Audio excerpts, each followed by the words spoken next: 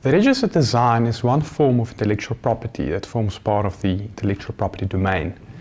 In other countries, also known as industrial design, the utility model, or even a design patent.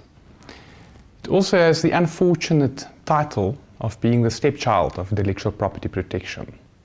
Much more obscure and lesser known and understood than, for example, patents or copyrights or trademarks.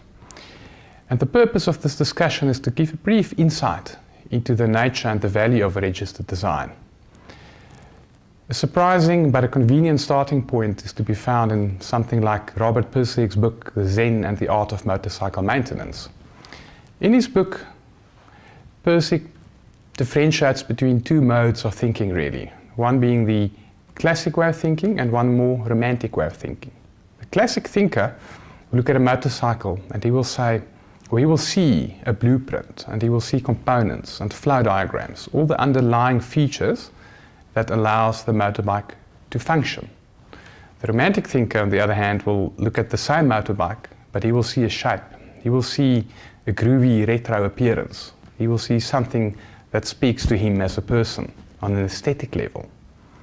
And that exact same differentiation can really also be transferred to IP.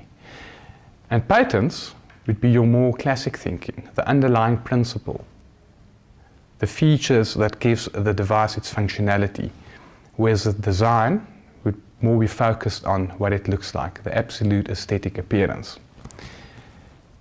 As it is in life, nothing is absolute, and there are also cases where form truly does follow function. Let's take the same example in the motorbike. There may be a gear having a certain number of teeth, and the tooth may be designed in a certain way so that at a certain point in time it transfers or exerts a load on an opposing tooth.